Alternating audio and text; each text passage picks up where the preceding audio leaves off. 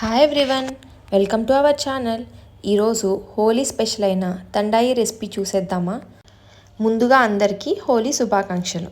ఈ రెసిపీ కోసం మనం ముందుగా ఒక బౌల్లోకి 1 టేబుల్ స్పూన్ బాదం పప్పు, 1 టేబుల్ స్పూన్ జీడిపప్పు, 1/2 టేబుల్ స్పూన్ పిస్తా పప్పు, అలానే 1/2 టీ స్పూన్ సోంపు, 1 టీ స్పూన్ పుచ్చగింజలు.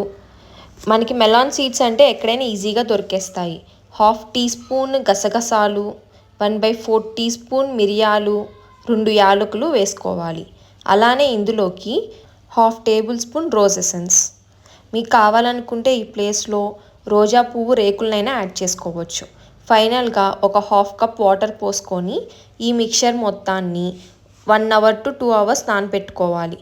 మీకు కనుక టైం లేకపోతే హాట్ వాటర్ పోసుకొని అట్లీస్ట్ 1/2 అవర్ నానబెట్టుకోవాలి. ఇలా మిక్స్ చేసుకొని దీన్ని ఇప్పుడు ఒక 1 అవర్ పక్కన ఉంచుదాం. 1 అవర్ తర్వాత డ్రై ఫ్రూట్స్ అలానే మసాలాలన్నీ బాగా నానిపోయాయి. వీటిని ఇప్పుడు గ్రైండ్ చేసుకుందాం. డ్రై ఫ్రూట్స్ అన్నిటిని మిక్సీ జార్లోకి ట్రాన్స్ఫర్ చేసుకొని ఫైన్ పేస్ట్ లాగా గ్రైండ్ పట్టుకోవాలి.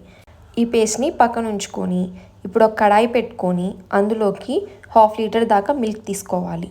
ఈ మిల్క్ని ఒక బాయిల్ వచ్చేదాకా కాగనిచ్చి ఒక పొంగు రాగానే ఒకసారి కలుపుకొని మనం గ్రైండ్ చేసి పెట్టుకున్న పేస్ట్ని వేసుకొని బాగా మిక్స్ చేసుకోవాలి.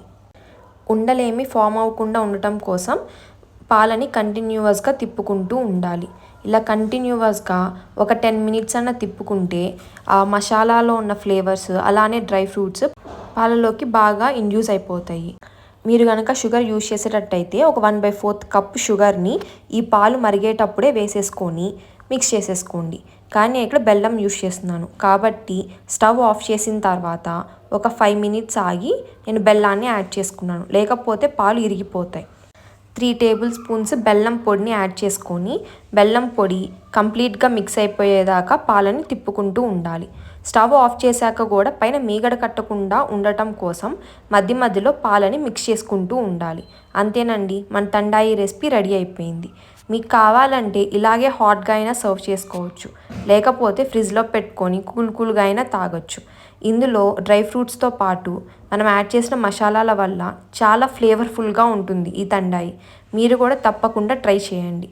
ట్రై చేసి ఎలా వచ్చిందో కమెంట్ సెక్షన్లో కమెంట్ చేయండి.